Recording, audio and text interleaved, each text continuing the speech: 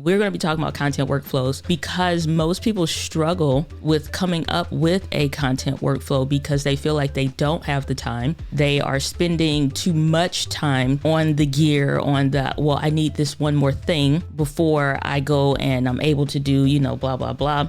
I get it. However, if you are somebody that is just getting started, if you're somebody that's been creating for a while, if you're somebody with a chronic disease or illness, if all those things, like, you're in the right place.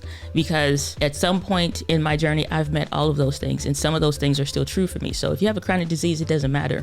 I'm somebody that suffers from that, so you're not gonna get no sympathy over here. Because guess what? There is still a content workflow that you can create for yourself that is just going to be as efficient and good and makes people question, how can you overproduce somebody that's doing this full time? Let's dive in. Like I said, the first thing is, like, we're obviously going to go into planning. Yes, of course, it makes sense to. But when you're coming up with a content workflow, your first thing is to say, well, I need to figure out how to plan my videos. You've already messed up, because you cannot accurately plan if you have the first thing wrong. And the first thing when it comes to developing a good, competent content workflow is understanding your time. What time do you have available? If you don't know what time you have available, then you obviously can't properly use it. This is why I said it doesn't matter if you have a debilitating disease. You have to look at your time, though, in the right perspective, because if you're looking at your time like it's a nuisance, it's always going to be a nuisance and a problem. It's like most of your creative journey and how you do anything is how you do everything. And so how you look at your time is going to dictate whether or not you honestly can even effectively plan. Every time you say something, it's like, oh man, all I got is, I only have. The battle is lost before we even got started good. So much of what you do is a mentality and a mindset issue, because the way that you look at situations, I don't care. I'm not saying like the whole fluff, like around the positive mental thinking to where it's a point where it becomes delusional, but like actual tangible stuff. I'm telling you it works. But it's like when I walked away from my job, the thing that for sure is like, you got to have a right belief system. And the way you look at your time, your perspective is everything. Because either you're going to look at your time and you're going to say, what does this make possible? Or you're going to see all the things that you can't do. That alone will dictate how you go into actually planning. That's why I said, if you just jump straight into planning, trying to plan content, you screwed already. You have to look at your time as containers, like buckets, legit buckets. You'll see, like, for example, like kids at the park, or you'll see kids at like a beach or something, and all kids have a different size bucket, but nobody's complaining that his bucket is bigger than mine, or she got a different kind of colored bucket. Nobody's worried about it as long as they got their own and it contains enough for them to be happy. When you're looking at your time, you need to look at it just like that, like the little kid on the beach. It's a container. How much you have dictates what you can do with what you have. So when we go into the next step, which is actually planning's broken down into 3 groups of time, is how I like to look at it. You have your planning time, you have your execution time, and you have your analyzation time. So let's go into that first subset of time, which is the planning time. If I know I have 15 solid minutes, that is not enough time for me to make a video. It's enough time for me to make like a dedicated true YouTube video or something like that. It's enough for me to maybe sit down and record a TikTok reel if I already knew what I wanted to talk about. It's enough time for me to record some stories if I already knew what it is that I wanted to talk about. But most of you are making the mistake with taking planning and execution time and you're grouping that together. It don't roll like that. If I know I only have 2 hours in every week to where I can dedicate to a new YouTube channel or an existing one or whatever, and I'm sitting down in those 2 hours and I'm frustrated because I'm like, I need to plan this, research this, and like figure out time to record it. And then next week, I'm gonna take those 2 hours and I'm gonna edit. You're screwing up. Leverage the tools around you. Some of y'all, if I said, hey, Alexa, if I say, hey, Siri, some of y'all houses is chiming off. But like mine is going now. What would you like to know? Mind your business. I'm doing something. Okay.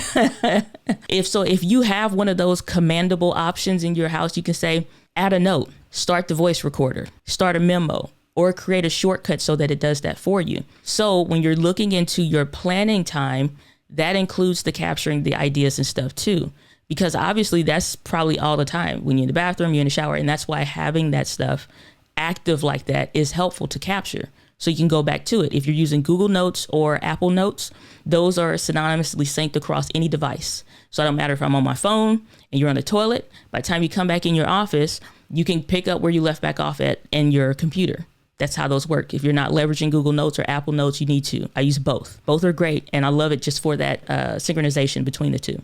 So your planning time is not in the planning the content like schedule a live stream. We ain't there yet. What kind of content do we have is going to be based on how much actual time we have in the container. So look at the time that you have. Let's say we're rolling with 2 hours, and that's what we can do per week. We can commit 2 solid hours per week to this thing. I don't care if it's, 15, 20-minute increments broken up or if it's one solid block. But that is where you want to explore those ideas. And so you can have a Google Doc sheet. You can use Asana, Trello. I don't care what you use. And honestly, most of y'all also get caught up in the weeds when it comes to that stuff too. Well, what you use? I'm gonna use that. What you use? I'm gonna use that. Well, this person was using that, and this. All it takes is for Casey Neistat, Cody Warner. I love to watch Cody Warner. Whatever they use, and even if you got something that's working for you, you're gonna look sideways at it and you get distracted. Stop getting distracted with the silly stuff. So, in your planning time, based on how much time that you have, let's say we're exploring of all the ideas that we capture for the week. We're taking 30 minutes of dedicated, focused time and set a timer. Put your phone down, close, turn off alerts, all this extra other stuff, and pay attention to what you're doing and see which ones are going to be ones that you want to speak to. I used to pick off of what I was most passionate about to talk about versus those that may be requiring more work. I used to pick what are the things that I'm most excited to talk about, because those are things that are top of mind. I'm not going to feel bad because I'm talking about something that I'm less passionate about talking about. You know what I'm saying? Like if I don't know, ND filters. I'm not passionate about ND filters. They're a function of if I need them occasionally. I'm not like lushing over it, but I do love to talk about cameras and lenses and microphones. You know what I'm saying? It's like, oh, did you know you could do this? The whole 9 mile. If you got one of those, pick that. Because if you pick anything else, you're going to feel frustrated because you really want to talk about the other thing. So now you know what you want to do. Now we can start planning the research that goes behind the content. Let's go. What are some things that people are doing? What are some of the existing thumbnails that are out there? What are some different things that people are saying in the comments? All the things that go into different elements of the research.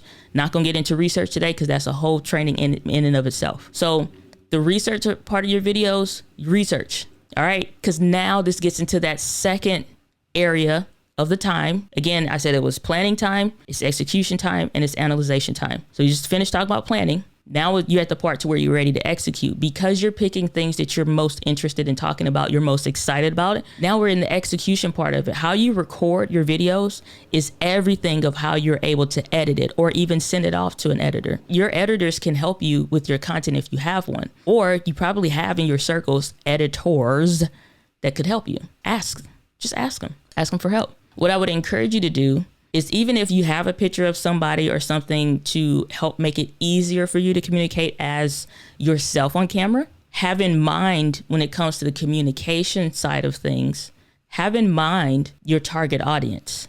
Speak for them. So like last week, I have no notes for last week. I know exactly how I want to do stuff based on how I actually do things. So I didn't need any kind of script, didn't need bullet points or whatever. I know exactly how I want to go because that's how I always teach it. This also helps to save time with re-recording segments of stuff, because you don't have to be on some roll where it's just blah, blah, blah, blah, and it's all perfect in a 30-minute segment. Speaking statements. So if I'm doing a piece, I'm talking about the A6600, and let's say I'm going to talk about sensor sizes. I'm going to describe it the same way I always do. Start off with my smile and hope.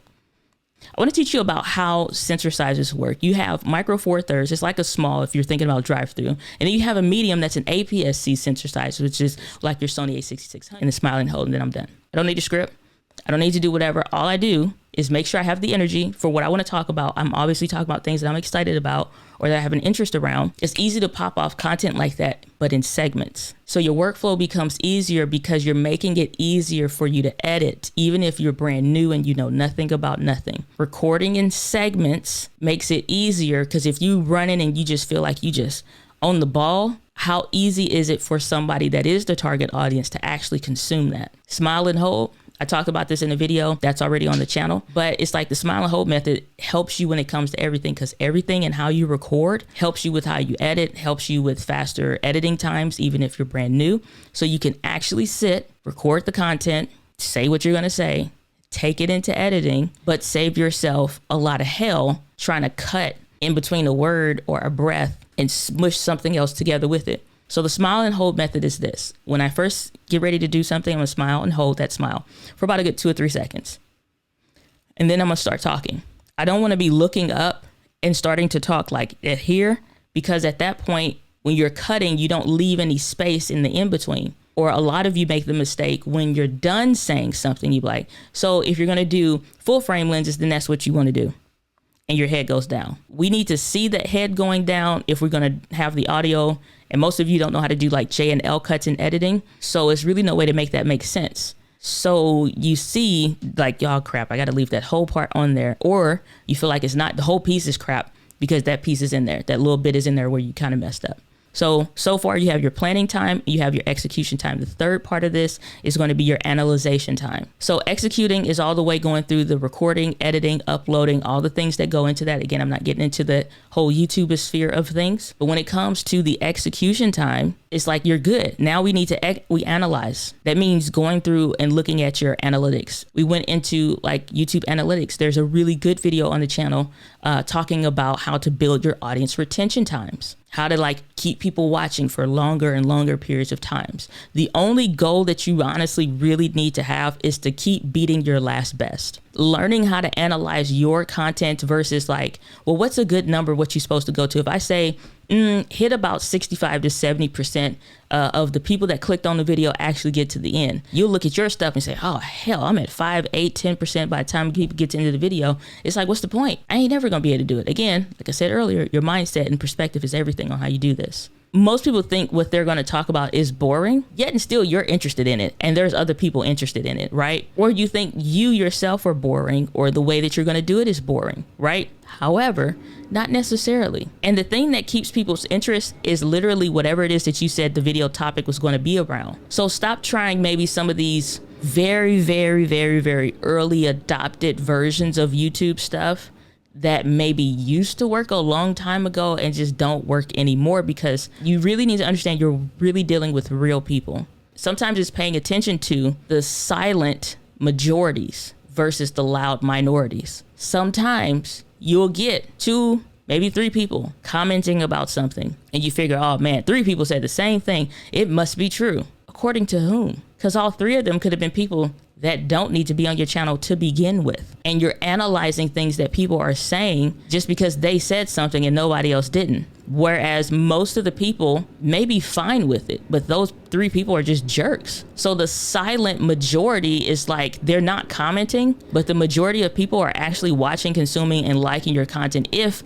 you do something like this, let's use that as an example. You make a video, let's say it's a 3-minute video. 80% of them are getting to the end. You put one card to say, and now we're gonna go to video number 2. And if you like this video, you'll love this one because we dive more into X, Y, and Z things. Click on the video on the screen, and most of those people are clicking on that actual card that you put up there. You know that that's working. But the 3 people that commented that were jerks, you know what I'm saying? Just like, I didn't like the tie you wore. I didn't like your shirt. I don't like your hair like that. You're getting distracted paying attention to a loud minority instead of the silent majority. So what are the actual analytics saying? I want to do more videos around YouTube analytics and YouTube specific stuff, especially as we get into the first quarter of the year. It's already in the cards for it. But pay attention to what your people are actually saying. Sometimes when you're new, because you're not getting a lot of comments, you feel like your content isn't working. Comments are earned. Subscribers are earned. Watch time is earned. All that stuff is earned. Nobody's going to give you anything. Like, learn to actually honor comments that you get that are, like they're your people. Early on, when I was doing videos, you're in the analyzation phase of your time. So take dedicated time to analyze your content and what is actually happening. Your audience will train you and teach you on what they want and how they want things. And also look at your actual social behavior on a platform in your space or where you were at when you were searching for what you're looking for. Get to the gosh darn point. Most of the time for most people's videos, I go through a lot of consultation calls and things. People have this problem like you would not believe. Get to the point. Like immediately in the video, get to the point. We talked about that in the watch time training that we did on the channel.